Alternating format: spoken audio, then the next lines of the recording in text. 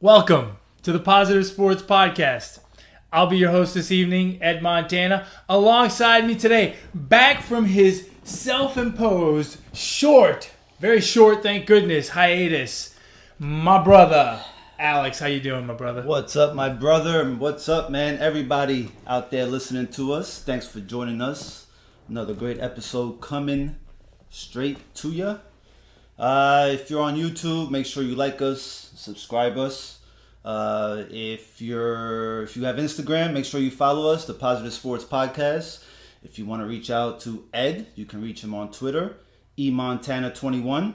If you want to reach myself on Twitter, Alex, it's Brooklyn Gaucho.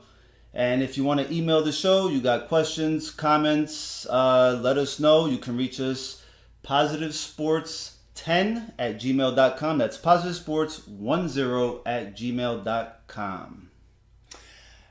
I will say, if you guys want to get a hold of us, every now and then we do some polls. In fact, we did one for today's show. We'll talk about that a little bit later on. But certainly love the interaction with you guys, our fans. So feel free to contact us, comment, like, subscribe, yell, scream, whatever. Man, what a busy week in sports it's been. Before we get into sports, so we used to do the positive running thing, but then I don't run anymore because I had surgery. So now it's kind of silly to call it positive running when you're on crutches. Crutching. Positive crutching. That's what we'll call it today. Positive crutching. So, but look, it doesn't change, right? I'm still a runner at heart. But one of the things that's really interesting is how people interact with you when you're on crutches, right? So just to bring everybody up to speed, I had knee surgery about 5 weeks ago, about 5 weeks and 2 days ago. No one's counting, though. I had knee surgery, and part of my rehab is I can't put any weight on this knee for 5 weeks. I have some healing that has to happen around my cartilage, around my femur. So, no weight bearing for 6 weeks, actually. And so I've been on crutches.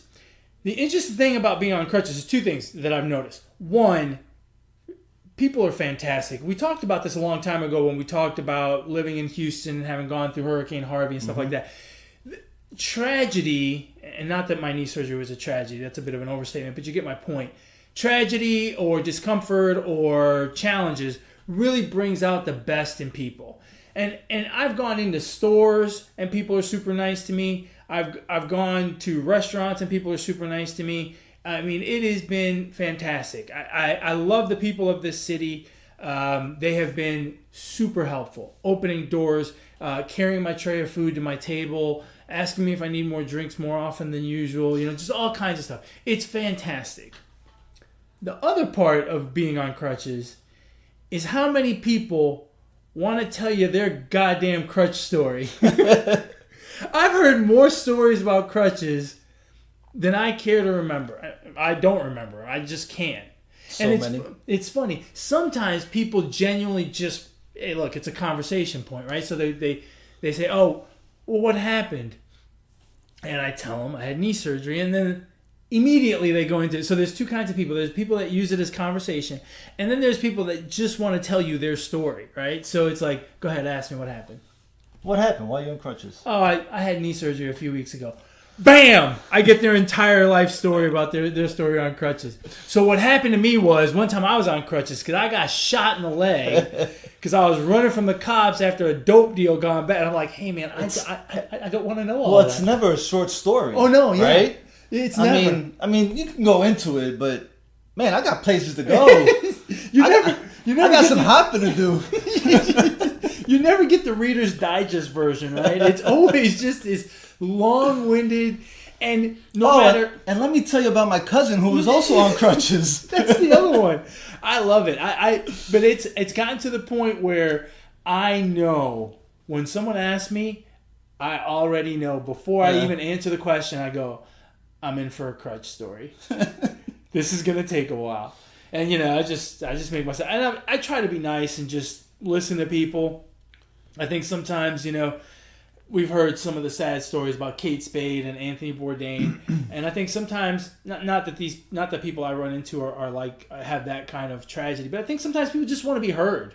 Yeah. Maybe they live alone. Maybe maybe they live with an overbearing boyfriend or girlfriend that doesn't let them talk. And so I politely listen and nod my head and try to enjoy their story for what it's worth. But it is funny how many crutch stories I've heard. Yeah. Damn, you're 5 weeks, right? Right, so you 5 have weeks. 1 week left. That's right. It's gotta suck. I mean, after a few weeks, you have to be you just want to be able to like express yourself and like, I don't know, just tell someone what the hell you're feeling, I guess. I don't know. The one person that I feel bad for is my nephew, because this guy here has him doing everything. Bring the computer, brew me some coffee, bring me the coffee. I mean, Stir my coffee. Yeah. You want him to drink it too? No, that's where I draw the line. The coffee is for me and me only. But you laugh, but Dad was that way. Not with me. I mean, he liked you more than me. But Dad was that way with me. I mean, I did all kinds of shit around the house. He's like, go get me this, go get me that. I was the gopher, The other thing that I find funny is, like, every now and then, you kind of get tired of it, right? It's like, oh my God, here comes, because you can see usually you can see the person. So I go to a place called Papa's Barbecue, and I always, you get in line, you get your tray, you go down the line, get the baked potato, drink, and sometimes that line's 10 people deep, right? I go at lunchtime, go figure, and I can just spot a person that sees me and they're like, he's on crutches, I got a story to tell him. And they come walking, their able-bodied self comes over to me, right? And every now and then when I see it, like when I get that anticipation, I think of all kinds of crazy shit to say. Sometimes I'm standing in line and the guy's looking at me and looking at me and looking at me, and finally he looks down and he goes, so what happened? I always get the urge to look at him and go, now, what happened to you? Now, do you ever? So as many times as you've been asked, hey, what happened? Don't you just like one time feel like switching up the story and just lying? Oh yeah, one time I told the guy I got a cold. I just got a cold, and he goes, really? And I go, no, I'm kidding. I can only carry the joke for so long because I can't keep a straight face. I start laughing. He's like, that's too funny. I should just come up with some crazy shit, right? Like, they see me, what happened? Oh, I had a root canal. How the hell? Whoa, you ended up on crutches for a root canal? So yeah, go share that story with your friends. What do you think about that? Must have been serious. That's some serious root canal. I got all the way to your foot. Damn. But on a positive note, I have a week left. It has gone really well. For those of you that are interested in care, and if you don't care, you're going to have to bear with the next 30 seconds or a minute that I talk about this. But it's gone really well. My range of motion is really good. I should be off crutches on schedule. I won't be running for a while because I still can't handle the impact, the pounding. So I'll be on a bike, on an elliptical. I'll be swimming in a pool and things like that. But I am certainly on the road back. And right now I have the hardest, most chiseled armpits on the planet. And probably smelly ones, because I'll tell you, man, the rubber thing on those crutches smells terrible. Are disgusting. They can't scent those things? Now, let me ask you. Are you going to... One leg is going to be stronger than the other after 6 weeks. It's... Are you going to, like... How are you going to balance... Does that matter? I don't know. Like, they have not specifically told me to do, like, one-legged leg presses, but I'm going to because it's amazing. Within a week, I lost... obviously being a runner, I got some big thighs. I must have lost 3 inches around my thighs in a week. I mean, just like that. And now it looks a lot smaller than the other. Yeah. And so I will do a lot of electrostimulation, which is good for the muscles. I have no idea what that is, but okay. Oh, dude, it's the best. They put these little pads on your thigh and run some electricity in there. Whoa. And it, so you're sitting put your there. finger in the socket. No, that's total body, but it runs the electricity into your muscles and they flex by themselves. Wow. So it's like you're watching it and it's just flexing. You're like, I'm not doing anything. This is kind of scary. It's kind of eerie. It is kind of freaky, but it is really good. Yeah. It feels really good. I'm sure it is. So I'll be doing a lot of that. Yeah, I'll be doing stuff for that one leg to, kind of even it out. Yeah. Otherwise, I'll have a freaking pimp walk for the rest of my life. Not a bad thing, right? Something to be in next lifetime. Something to aspire to. The pimp walk. The pimp walk. Speaking of a lot of running, there's been a lot of running going on since Thursday. Oh, yeah. The World Cup. Hey, if you guys have not seen our past episode 21, Ed broke down the World Cup, gave out his predictions. Go check it out on YouTube, Podbean, Google Play, iTunes. It's a pretty good episode. I enjoyed it myself.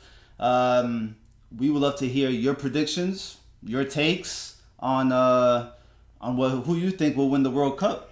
I was looking good on Thursday and Friday, and this weekend just kind of threw everything up in the air. It's, wow, nuts. Yeah, I mean, think about it.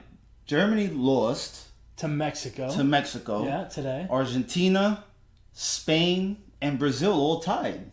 Yeah. And, I mean, it's right now it's just looking a little wide open, right? Who would have thought that after the first game was played in each group, now there's still a couple of groups that have yet to play, but who would have thought that Spain, Portugal, Argentina, Germany, Brazil, none of those teams would be in first place in their group after the first game? And if you go by tiebreakers, Uruguay's not in first place either. I mean, it's been a bit of a jumbled week. It's only been 4 days, but it has been a hell of a 4 days. So the World Cup, like Alex said, the World Cup kicked off in Russia on Thursday. The ceremony was pretty good. The singer flipped off the camera, I guess. Oh, I missed that. So there's that. I have to go back and watch it. you got a little something there, a little something extra. Opening ceremonies to me are a little boring, but now we're getting a little antagonism. Okay, hey, whatever. And then Russia kicked off the World Cup, the first game, by kicking the shit out of Saudi Arabia 5-0. Yeah, that game, I don't know if Saudi's just that bad or Russia's not that good. But Russia's not that good. I think Saudi's just that bad. Yeah. Plus Russia playing the host, as host the first game. Yeah, I'm sure they were a little more pumped. Right, a little jacked up, but they're not that good of a team. And then we got into Friday, where we saw Uruguay beat Egypt 1-0 on a late goal. Suarez missed like 2 or 3 goals, man. But he didn't bite anybody. Luckily he did not bite. That's a win for him at the World Cup. Or for the other team. Well, yeah, and for the other team.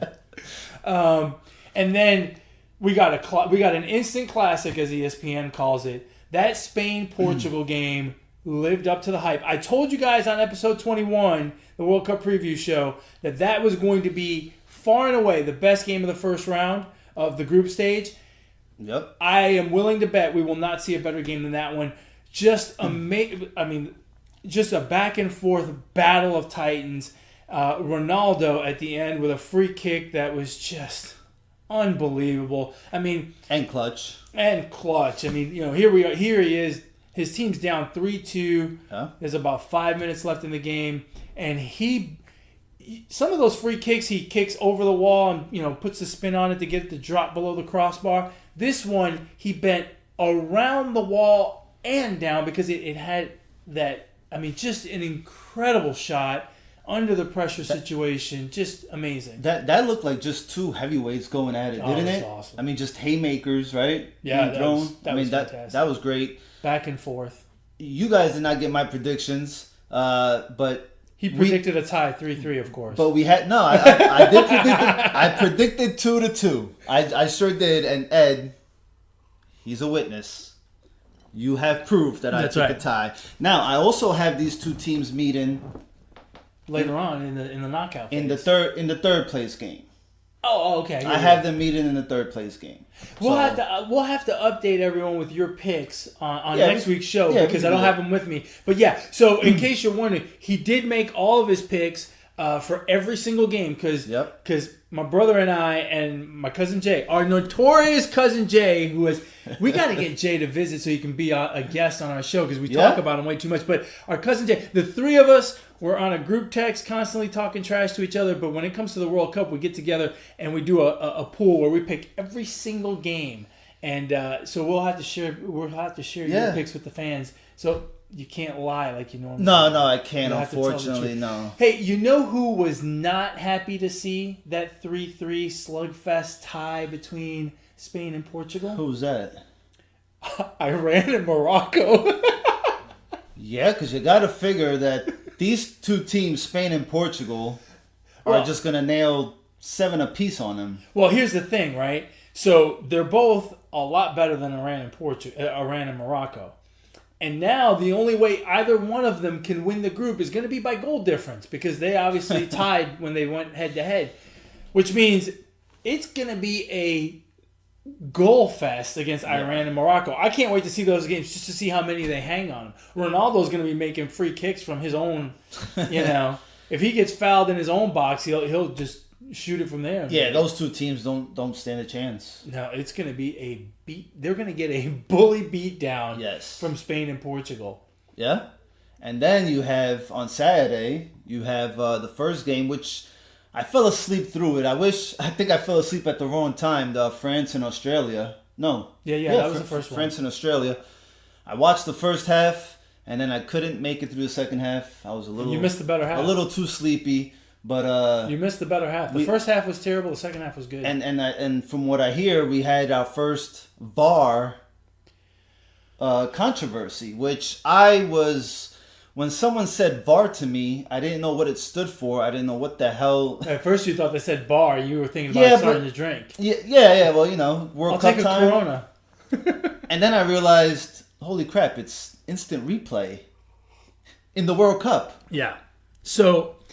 Here's my problem with this, and this is almost as bad as the 48 team idea, which we'll get to later. In soccer, all of the rules are at the discretion of the referee if he determines that an advantage has been gained, right? So fouls are not necessarily fouls unless the fouling team gains an advantage. And that's at the discretion and the judgment of the referee. Mm-hmm. And I will say this until the day I die. You cannot judge advantage on video. You've got to see the play happen. You've got to see what the consequence is. Right. At real speed. It's complete bullshit to go back to video replay. I have no problem with video replay for the black and white calls, right? Ball in or out. Boom. Handball. No, because there's judgment there as well. Judgment there as well. Well, you can always replay it at normal speed. But it's not the same. You can't. It's just not the same. Is. No, it's absolutely not. If you run it 30 seconds before, you can get a good read out of what the intentions are. And here's the other thing that's stupid. So what brings it up in the France Australia game is there's a play in the box. The referee sees the play, is in good position, and says, "Play on, no foul." Well, then he gets buzzed in the ear from the VAR people wherever they are. And they make him go review it. He goes to review it and he says, "Oh no, it's a penalty." Completely changes the game. There's two problems with that. If you're in good position and you just saw the play happen, you saw the play happen. Right. That's it. You can't go back. And it was a touch foul. I mean, it was not a very egregious thing. And quite frankly, it's a 50-50 call. He made the judgment initially. Had good position, wasn't obstructed, didn't have his view obstructed, made a good call. I don't understand why do you have to go back to the VAR? And I'll tell you what, some of these referees hate it because you can tell. I don't know if you've noticed, but some plays that happen in the box, these referees are adamant. Mm-hmm. When they're going one way or another, they are adamant. And I think they're telling the players and they're telling the VAR dude, I saw it. I just made the call. Leave me alone.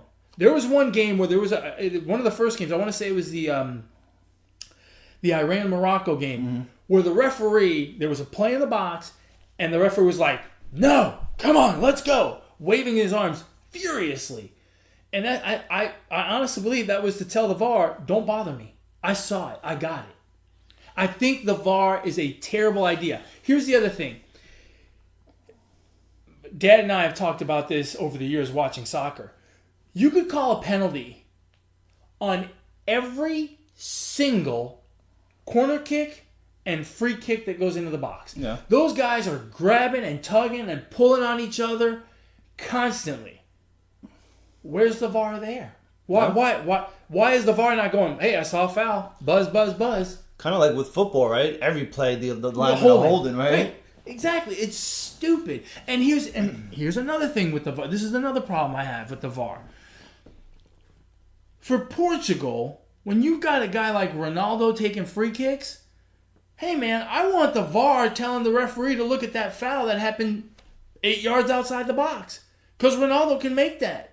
I don't need to see just the fouls in the box. Yeah. I want the VAR telling him about the foul at midfield, the foul in the corner. Ronaldo can make it from just about anywhere. That's true.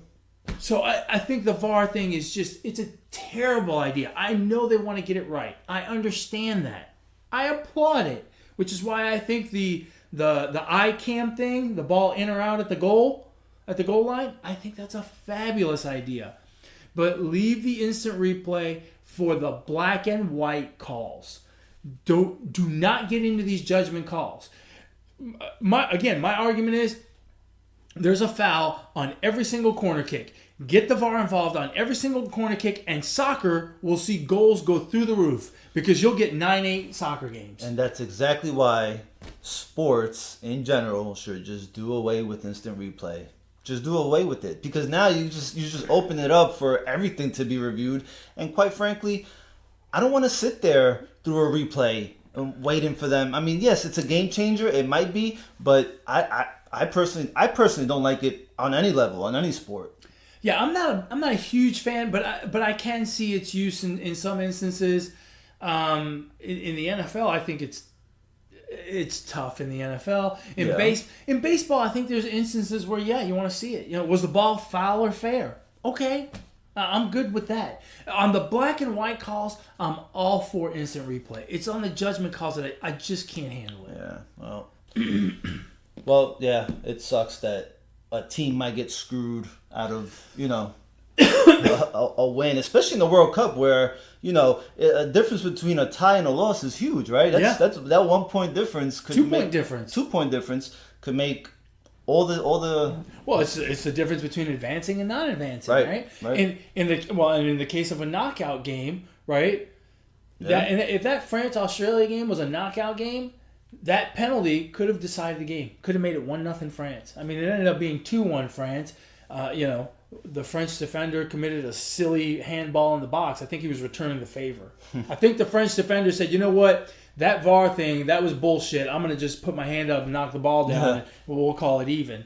But it's just, the VAR thing's got to go. It's, okay, you got to go on to it. You got to go on to, we got to break down some more games because now I'm heated. Well, the other game was, the second game was Argentina and Iceland, and I was pretty disappointed at how Argentina played overall. I'm not going to single out Messi. I'm not going to single out not one player.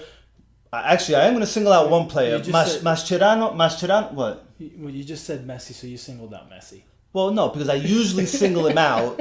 If you want to know my true feelings, I usually single him out. But no, I thought this was too much of a pass-happy game for Argentina, and they did not take any chances at the goal.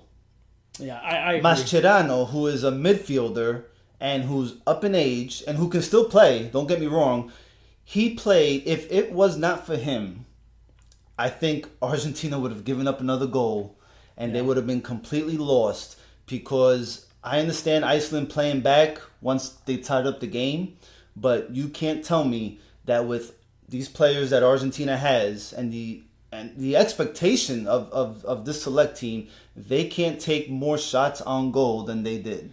It almost seemed like they were waiting for the perfect shot, or they didn't just want to get in the box, they wanted to get in the little box in front of the goal. It's like they wanted to get to 6 yards out and shoot.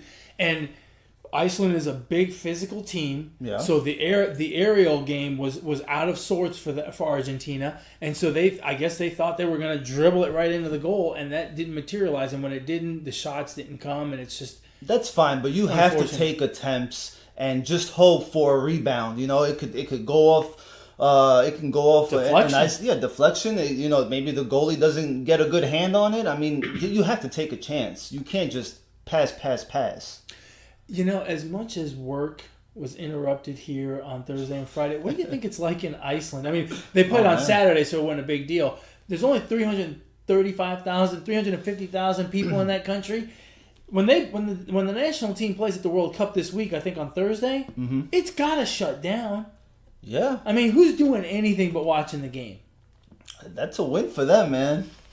Oh, yesterday's result? Iceland. Oh, yeah. Oh, yeah, absolutely. This whole tournament is a win for them. I mean, they're no pushover. They did good at the European Championships a couple of years ago, but it is still their first time at the biggest stage. And to Iceland's defense, their defense played well. Yeah. It played well. It withstood. It went out there. It tied the game. It did what it had. They did what they had to do, and then they played back like we probably all thought they would. Yeah. And so it was a decent game. Yeah, it was a good game. I thought they played a good game. I was disappointed. I thought Argentina could have done a little bit more with it, and it just didn't happen for them, which, sometimes that's the way it goes.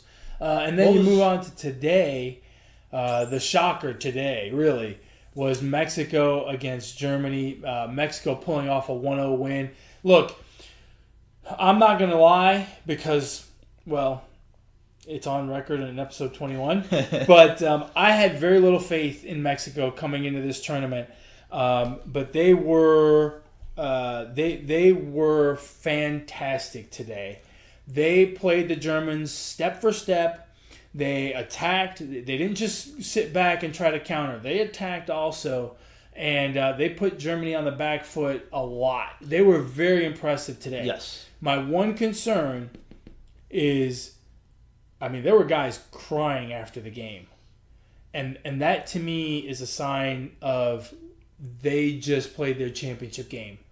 And that takes a lot of emotion. It's draining. You got to come back and play in 4 days. Right. You don't get a full week off at the World Cup. So are they going to have the legs to play with to have another good performance? Luckily, it's South Korea and not Sweden that they have to play in their next game, which is an easier task.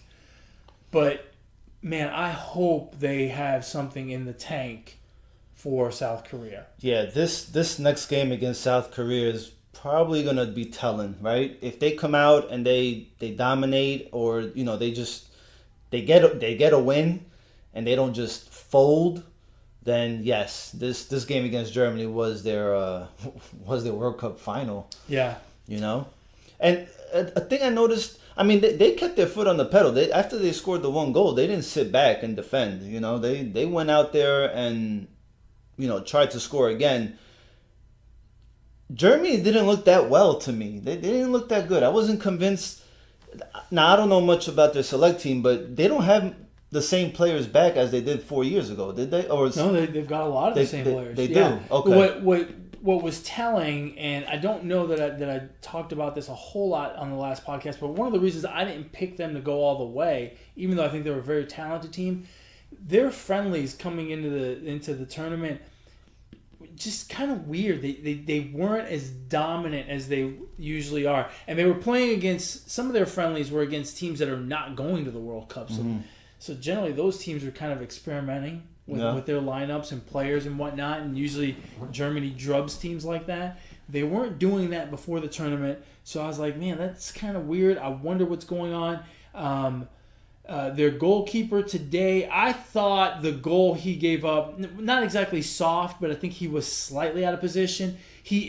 Neuer is the best goalie in the world, hands down, but he had ankle surgery in, I want to say it was more than a year ago, and he just never quite got right, so it took him a long time. He didn't play this past year in the Bundesliga for Bayern Munich. He was pretty much on, doing rehab the whole time. maybe he's a little rusty. I thought he was a little out of position in the goal today. The goal that Mexico scored. So that is what gave me hesitation on how far to pick Germany when I did the podcast and did my breakdown last week. And that's kind of it. Today was kind of telling. Yeah. The other thing that I think it's just a World Cup hangover. It's 4 years ago. It's hard to be hungover for 4 years. Could you imagine being hungover for a week? No. No? I'd rather You must not. have been. That would be awful. That's how you quit drinking right there. Make sure you get nice and hungover, That's right? freaking alcohol poisoning. Yeah. The other thing that's been impressive about Mexico, from what I've heard, is they're not just going in with their usual confidence that they're going to do well. They're talking about winning the World Cup. They're not talking about getting out of the group stage. They're talking about winning. They're talking about playing 7 games, which is what it takes to win the World Cup, which is a little bit of a difference from the way they've behaved in the past. In the past, Mexico, I think, has always been the kind of team that, oh yeah, we can play with anyone in the world, blah, blah, blah. But rarely do they talk about how far they're going to go. This time, they've been talking about going to the finals. The coach has openly said that they are going to Russia to play 7 games. And I think that mentality is part of what we saw today. Yeah. That was very impressive. They impressed me a lot. My only reservation with them is, man, I hope they didn't use it all up today. Yeah. Because there's still 3 more games to play. And maybe that attitude that they're going to go out there and play 7 games, maybe it won't. Maybe they didn't use it all up. So, Well, we shall see in about 3 or 4 days. yeah, that's right. In 4 days, we'll see again. What was the other game today? Brazil and Switzerland. That was a shocker. I was a little shocked. That I was a little bit shocked there too. I wasn't completely shocked. I mean, Switzerland's a decent team. Yeah, but I mean, you would expect Brazil to put up more than 1 goal. Yeah, You know? but I'm not surprised that Switzerland's a very difficult team. They've got a humongous engine. They can go for 90 minutes and they don't care. And the one thing they did today that I thought was not good for soccer but good for them, they beat the crap out of Neymar. That's what I was about to say. Neymar is coming off an injury. At times, he didn't really look himself. Well, he was. I mean, Was he maybe reserving? He was keeping something on reserve? No, it's probably because you never saw him standing upright for more than 2 minutes without getting knocked over. I mean, he took a beating today. I think it was something like 10 fouls committed against him, which in soccer, if you get fouled 3 times in a game, it's a lot. Yeah. 10 times, you're hitting the turf 10 times, that's rough. And in soccer, I think people forget this because of all the crying that they do, but that accumulation, it's hard to get up after you get fouled the 5th time and start running again and start moving again. It gets harder and harder for your body to continue to perform at a high level like we expect him to. And he wasn't the most dominant player. He was the best player on the field today, but he wasn't the most dominant, and it's because they beat the crap out of him. Well, that may be opposing team's strategy coming in, playing against them. So I guess the rest of Brazil is going to have to step up. Oh yeah, and they've got a great lineup of players. I mean, they've got Marcelo from Real Madrid, they've got Willian from Chelsea, they've got Firmino from Liverpool. I mean, they've got one of the top 2 or 3 players from the top 2 or 3 teams around the European league. I think there's a little bit of pressure on Brazil after getting spanked at the last World Cup by Germany. I think at home, I think they have a little bit of pressure coming in here. And quite frankly, I agree with you. And we saw it. I think we saw it in a Copa America game before the World Cup last year, 4 years ago, I should say. Yeah. And and we saw it at the World Cup. They looked mentally fragile, and then they got to Germany, and Germany beat the brakes off of them.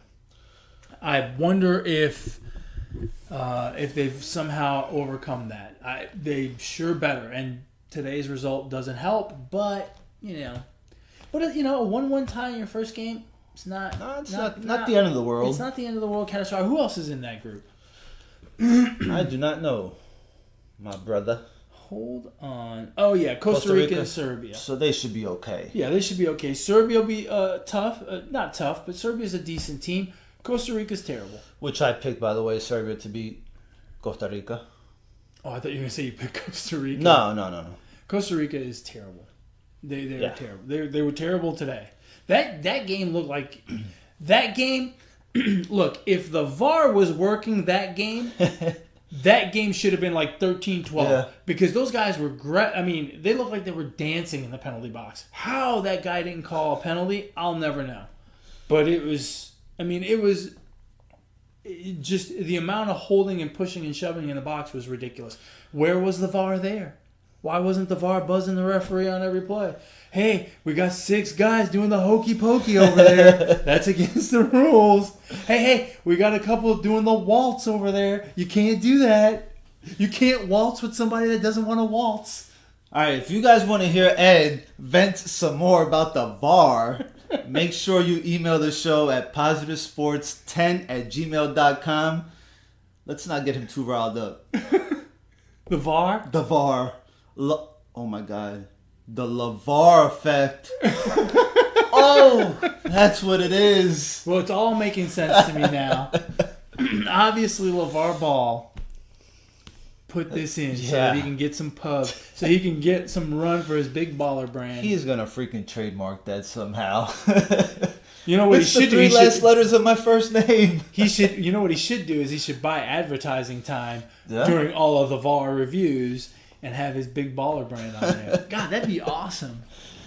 Anyway, look, we're in for a treat for another 4 weeks. With another 4 weeks and another probably 56 games left. Yeah, this World Cup has it's still early, right? We've only had 4 groups play. But more than that, 6. 6? Yeah, we got 2 groups left. And so, we might be in for a surprise. It sure feels that way. Yeah. It sure feels that way. But it looks like it's going to be a lot of fun. I can't wait. I love it. I can't wait. My productivity at work is going in the toilet. Yeah, man, I got a great setup at work, man. And the times for the games could not be any better, right? Because the first games... Here in Central Time. Hold on. Have you asked your bosses? Have you gotten your boss's opinion about the time of these games? No. I hope he's not listening.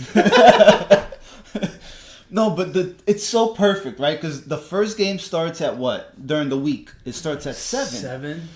Dude, you get to work at 7. You can watch the first... So look, you watch the first hour, the first game at my discreet location at work, right? And then take your laptop in the bathroom. Yeah, well, so I'm watching it in the lunchroom. So I'm working in the lunchroom with the TV, and so nobody gets to work at 7, right? Most of the office people get to work at 8. So boom, at halftime, I run upstairs to the 3rd floor, and set myself up, and then whatever, I answer a couple emails, run back down there, catch the last maybe 25 minutes of the second half, and then you got an hour in between the first game and the second game to actually get some work done. That's right. So that's when you go back upstairs. I mean, it's great, and thank God for call forwarding. Oh man, that is like the greatest thing ever invented after 20-30 years of So I mean, the game, the times of the game have just fallen in place for myself. Perfectly. Perfect. I've got, I'm a nerd. I've got 3 screens in my office, and normally I use all 3 screens.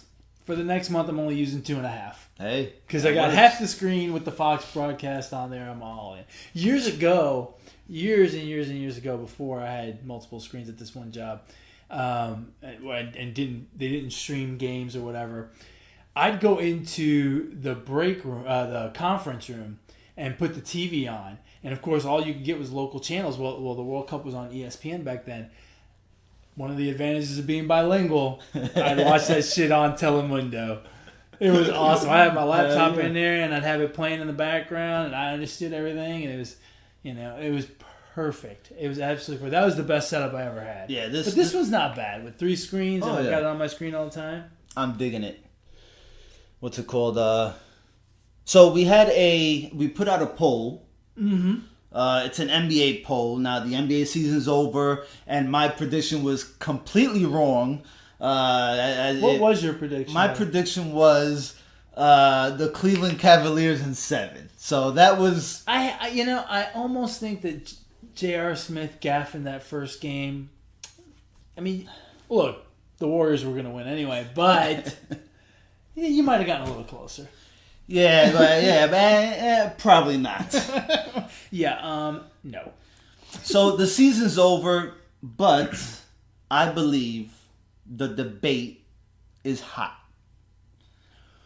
We put out a poll. If you have not checked out the poll, go look up on Instagram at the Positive Sports Podcast. Reply back to it. The question of the poll is, who is the best NBA player without an NBA ring? There are so many good players, great players actually. Heck, Hall of Fame players. Yeah. I mean, who's the best player? Well, the first one that comes to mind is obviously Charles Barkley, but that's because he's on TV all the time and you just can't help but know that one. But, you got Charles Barkley, you got Patrick Ewing, you got Allen Iverson, you got Karl Malone and John Stockton. Who else? Elgin Baylor, if you want to go a little further back. I never watched him play, but I mean, the guy was a dominant big man. Yeah, dominant big man. Gary Payton. Gary Payton's another good one. Obviously, with Gary Payton, you get Sean Kemp. And his 7 kids. Yeah. Man, that's a tough one. Who else? If I had to pick, it'd be between... Did you say Patrick Ewing? If I had to pick, it'd be between Patrick Ewing and Charles Barkley. Really? Yeah. Although, Iverson's tough to... I mean, Iverson was such a beast back in the day. Without a doubt, in my mind, the best NBA player without a ring is Allen Iverson. Really? Think about the era that he played in. He played in the big man's era. He played in an era that was dominated by centers. Yeah. He played on a team that I bet you Philadelphia 76ers fans probably can't name them all. His teammates. Yeah. I mean, he single-handedly... Talk about being the team. He carried that Sixers team. Yeah, no, absolutely, he did. But you're talking about the best player to have never won, and dude, he's been MVP. But my point is whether he played in an era that was conducive to his style of play or not doesn't define how great of a player he was. You've got someone like Charles. Name someone who played with Charles Barkley. What on his team? On the Sixers. Clarence Weatherspoon. That's a lie. Dr. J, didn't he play with Dr. J? I think for like one season, but Dr. J was just done and dusted by that point. Malone, he played with Moses Malone. No, I don't think so. Post Malone? Not with Post Malone either. I mean, Charles Barkley played with nobody. I guess he played with on the Suns. He had a nice little squad. Jeff Hornacek? No, he had Dan Marley, Kevin Johnson. Thunder Dan Marley. Dan Marley, the same guy that when they broke the rumor that he was going to be traded, broke down and started crying in his hotel room, wouldn't come out for 3 days? Come on, man. They went to the finals. It's not Jordan's fault. No, so did Allen Iverson, but I mean... Yeah, without a doubt, Allen Iverson, I mean, you have to give him that. Just for being that little... And having such a freaking lion heart. He was a baller, that guy. Dude, I mean, I bet you now it took him 60 shots to get 30 points, but still. I bet you that guy could still go to the playground and ball. Yeah. I bet you he does. He probably, I don't know, man. Maybe not to. I mean, yeah, against you, he probably could. Well, only because I'm on crutches. Oh, well, yeah, that's true. But I could mess him up because he would say to me, "What happened?" And I'd be like, "Go right around him and dunk." Well, I'm gonna get his people on the phone, and when you're fully recovered, maybe we can get his people to talk to my people, and we'll figure it out. And Patrick Ewing's another one. I mean, he just ran into that buzzsaw that was the Bulls every year. Yeah. I mean, that was rough, but he did have more help, right? He had John Starks, he had. Oh yeah, Oakley and Mason, and they had a little bit more. Greg Anthony, they had a little bit more. Yes, I think maybe not without a doubt, but I think Allen I Iverson. think it's between Barkley and Iverson. Barkley and Iverson. And then you can't put Malone and Stockton in that conversation because, well, they had each other. Yeah. Right? They had two parts of a big three. They could just never get a big three. And they had 2 chances to win. They Right? went for their big three. They got Byron Russell or Brian Russell or whatever his name is. I think Russell it's Bryan. Byron, don't call me Brian Russell. Something like that. Does anyone know for sure what that guy's name was? I don't know. I wonder if he even does. I don't know. Well, they had 2 chances to win the NBA Finals. Yeah, no, so- they did, but I think that's why they would lose votes, right?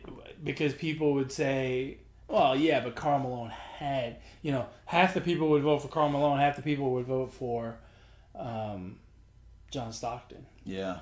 So, So who's your pick?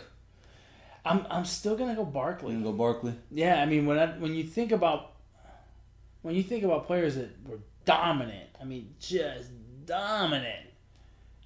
He was top 5 in the league for a long time. I mean, that's tough. That's a tough call.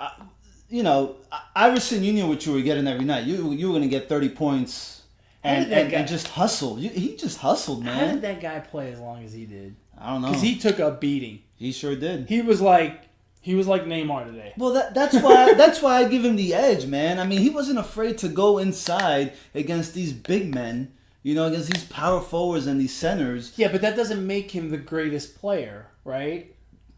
Because he was willing. But look, I think that part of being a great player is making those around you better. And, by the way, you can't get your 30 points by taking 40 shots. That's not great. You know what I mean? Whereas that's not what Barkley did. I mean, and Barkley... Well, they were 2 different players. Well, yeah, no, they're different. But again, Barkley was better for the team. Iverson was great individually. Or more individually than Barkley. Look, we're splitting hairs here. I don't think we're wrong either way. Well, no one's wrong. No one's wrong. Well, I'm not wrong. No one's wrong, but you might be, especially if you don't agree with me. But it's just sorry, Alex's Army. It's just one of those things where and plus Barkley did it a little bit longer, I think. I mean, Iverson. Well, they both had around the same year. They both went around the same amount of years. I think Barkley lasted a few more. And Barkley was chasing rings. Remember that. Yeah, at the end. Hey, look, there's nothing wrong with chasing rings. We're going to talk a shit ton about chasing rings over the next couple of weeks if we start talking NBA free agency, right? Hey, if you didn't vote on the poll, let us know. We would love to get this debate, Settled? settled. Actually, I don't think it'll ever be We'll settled. never get it settled. But we would love to hear what you think. That's right. That's right. Speaking of NBA free agency, make your pick now. All right, we got 2 weeks till the end of the month. Where will LeBron be next year? Oh, man. LeBron James Yes. will be playing. I think... Hey man, I don't know. this isn't the fucking ESPN special for 30 minutes. Just give me your damn pick. I have no clue, man. I don't know. It's a hard one. Look, either he stays in Cleveland Or he doesn't. or he doesn't. It's as simple as that, fellas. No, look, This is why you never get anything wrong. you gotta think. You gotta think before you answer questions, people. Hey, you can't just be any Joe Schmo and be the host of a podcast, That's all right? right. You gotta have a little here between the ears.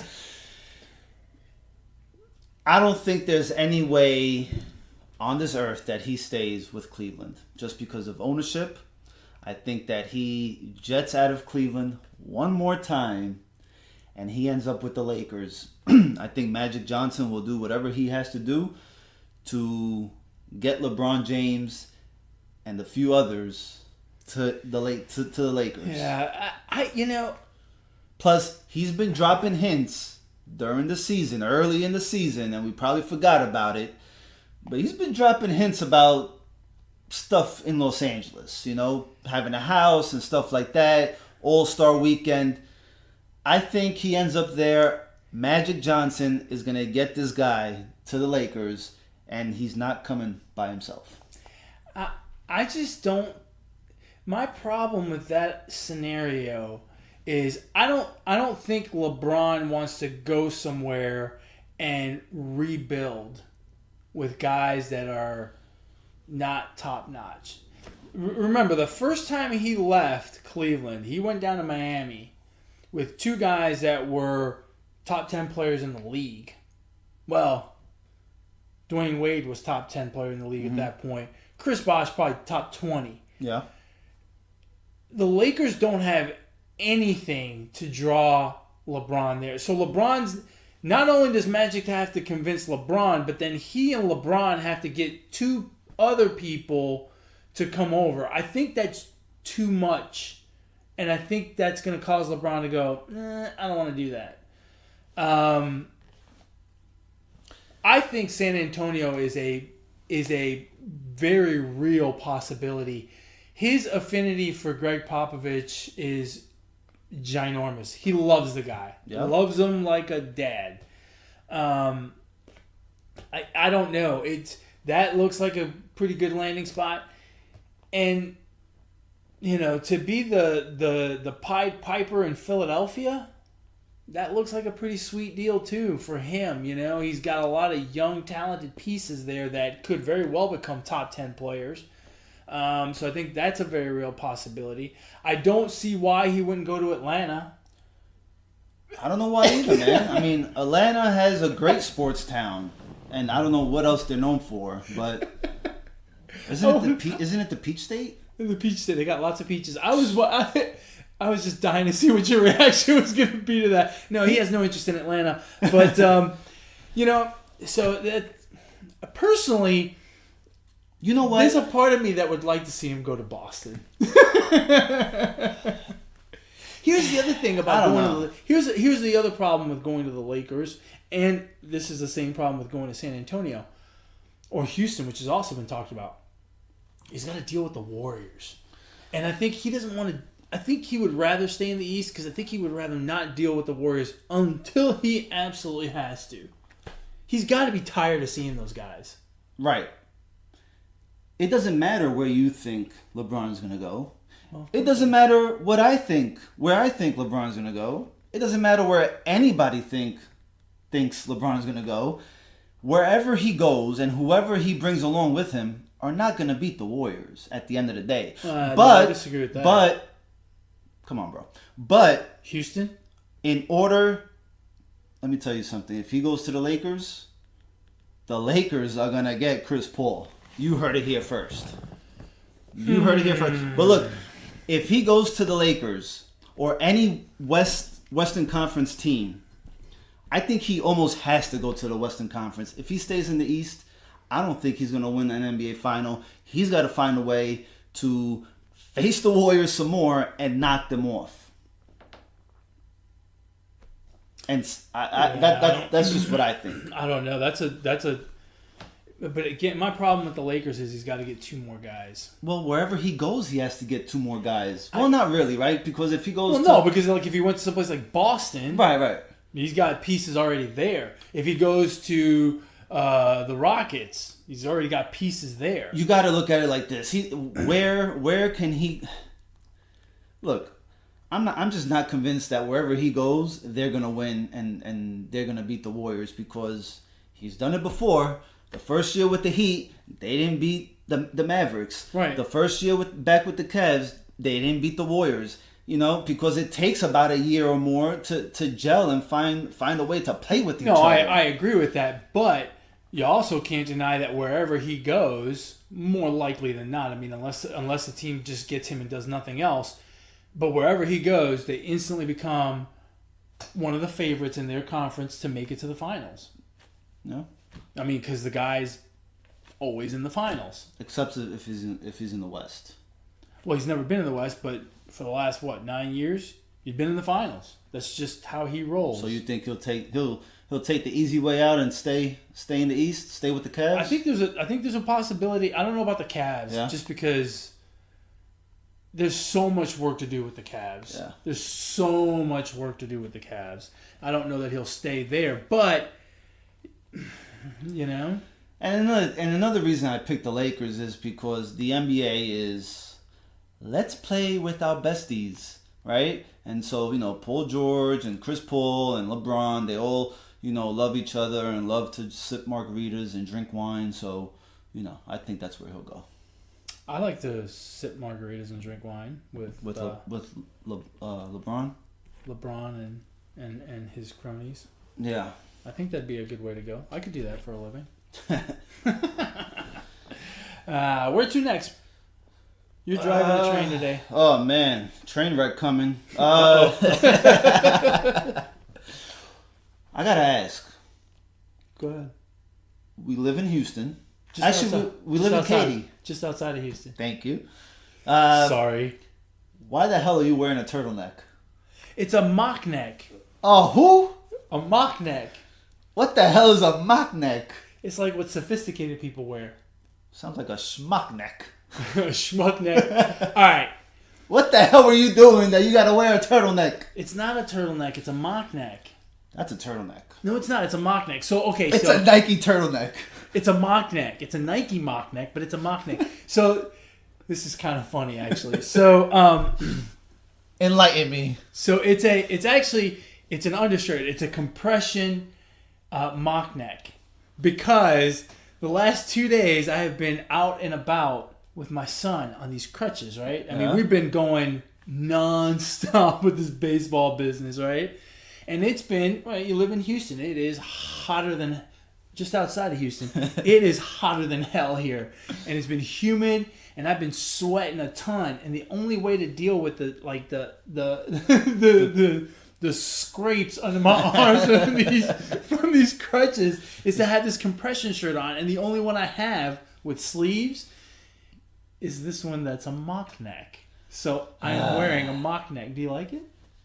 You like it, don't you? Thank God it's a Nike turtleneck. It's a mock as neck. I'm going to call it. You like it though, don't you? You're jealous. Yeah, no, not really, dude. It's a mock neck. No. You like it. You shouldn't have worn it. Yeah, it looks good. Wore it. I like it. I think you like it too. No. You just don't want to admit it. You're just playing hardball. You just don't want to admit it. Ah, Lord. People, if you want to know where he got the turtleneck from, hit him up. It's a mock neck. All right. Have you ever worn a mock neck before? We want to know. There's our next poll. Do you know the difference between a mock neck and a turtleneck? Alex doesn't. I'll answer no. Because there is no difference. There's a difference. It's the same crap. A turtleneck folds over. The mock neck is just like slightly above the collarbone. Oh, wow. Let's get more specific about this turtleneck. How many more listeners can we lose talking about mock necks? They're like, these fools are talking about turtlenecks and mop necks. Mop necks? Mock. Like mock draft? Yes. Like mock draft. Oh, Mike. Mock. Welcome to the Positive Sports Podcast, where you will learn about sports, positivity, and menswear. Listen, if you need some fashion advice. Speaking of fashion, I got some dope, and I know dope is an old word, but I got some dope shoes today. Did you? Oh, yeah. Gray suede. Are they, they're shoes. They're actual shoes. Yeah, shoes. Like dressy shoes. Okay. Dressy shoes, yeah. Dressy shoes. Yeah, I mean, I'll wear them with jeans or whatever, but they're like a dark gray suede. Oh, fantastic. I'm sure they look better than the turtleneck you're wearing right now. It's a mock neck. In your world. It's a mock neck. Coming from the man wearing a camo hat. A camo trucker's hat. Yeah, what's wrong with that? Nothing. I'm not going to lie. I kind of like it. I can't be, as much as I want to be mean to you, I kind of like that. You can't. No, I could. It's a cool one. Look. I could be mean cool to you, one. but I like it. I'm not going to lie. That's pretty cool, man. I took it off and I had it like right on my head where it looks like I'm still wearing it. Only it makes your head look even smaller now. You guys got to watch. You got to watch the podcast now to check this out. Check this out on YouTube. His turtleneck. And it's a mock neck. And me taking off my hat and still looking as if I have it on. It looks like I have like one of those emojis on. You know, like on Instagram and Snapchat filter. It's pretty cool. It's a Snapchat filter. Your new Snapchat filter is a camo trucker's hat. Hey, you got to do that. And we might make some money off that. You know, the crazy thing about looking into a camera is you never know if you're looking the right way, if your head is straight, because it's always like backwards. Mirror image and it's opposite. I don't have a problem. I But can your see but your turtleneck still looks like it's in place. It's a mock neck. All right, Jack Wagon, All right. go to shout-outs. Shout-outs. All right, my shout-out this week goes to a young man who is a pitcher, high school pitcher from Minnesota. And let me pull it up real quick because I don't want to F this one up. Okay. A high school pitcher from Minnesota. His name is Ty Cohen, and he plays for Mounds View High School. It was a state championship game, and he struck out the last batter to advance to the state championship. But it wasn't just any strikeout. He struck out his longtime best friend, and as the team was coming onto the field to celebrate, the pitcher went and hugged the batter that he struck out, which was his best friend, and they celebrated. It was like a 10, 15 second hug, and whatever words he told him. I thought that was an awesome display of sportsmanship, and that lets you know that it goes beyond sports, right? A relationship built for years between these two, and it's good to see that from someone in high school. Yeah. You know, as tight as professional ball players are, you wish you would see that a little more, other than just walking off the court and not even giving a handshake. So my shout out goes to Ty Cohen. Congratulations on advancing to the state final and for showing awesome sportsmanship. That was very cool. Yeah. But he's probably still gonna rub it in when he sees him, right? I struck you out. I would. Yeah. No, yeah. I saw that as well. I thought that was super cool. That was pretty cool. Super cool. I actually have two shout outs. The first one is to Brooks Koepka, who won the U.S. Open today. Hey, look, anytime you win one of golf's four majors, it's a fantastic day, right? Yeah. But there's a little something extra on this one. He won the U.S. Open last year as well. Wow. Back-to-back U.S. Opens. First time in almost 30 years, 28, 29 years, something like that. And to make it even better, he went through ankle surgery earlier this year or late last year. So he had some health issues, but he persevered to come back, win his second straight U.S. Open. He actually skipped the Masters this year because he wasn't quite ready. So really a fantastic story. And if you followed any of the U.S. Open this week, that course at Shinnecock in New York was a beast. I mean, it was an incredibly difficult course. The conditions were very windy, which is wreaks havoc for golfers. And really, wind is one of those things. If you don't follow golf, what makes a course really difficult to putt on is when it gets dry. And it doesn't matter how much you water it. You can't water it during play. So when it's really windy like that, it dries out, and it's like putting on an oak wood table. It's just it's really tough. And he persevered. I think his the final score was 1 over par. So usually they're under par for these things. He was 1 over. But it doesn't matter because that 1 over was better than anyone else this weekend at Shinnecock, and he won the U.S. Open for the second straight time. That's a really cool, tough thing to do in golf. So hats off to him. My shout out goes out to him. My second shout out, it goes to a lot of people, but specifically to one man, my dad.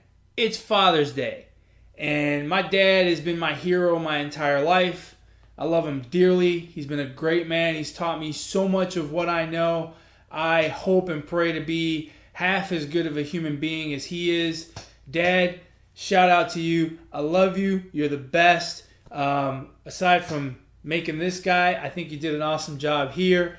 Just kidding. But just my dad means the world to me, and I'm so blessed to have had him in my life for all these years, and to continue to have him here every day. And on top of that, happy Father's Day to you. Happy Father's Day to all the dads out there. It is an invaluable job that you all do for your kids. So hats off to you today. I hope that you had a wonderful day. Well, I think we're about to wrap this thing up. I think we're about to wrap this thing up. Hey, if you guys have not checked out episode 20 and 21 of the Positive Sports Podcast, check out episode 20 where we have our special guest with the interview with Juan the Kraken Adams. If you haven't checked out episode 21, you can make sure you check it out. Ed's preview of the World Cup final.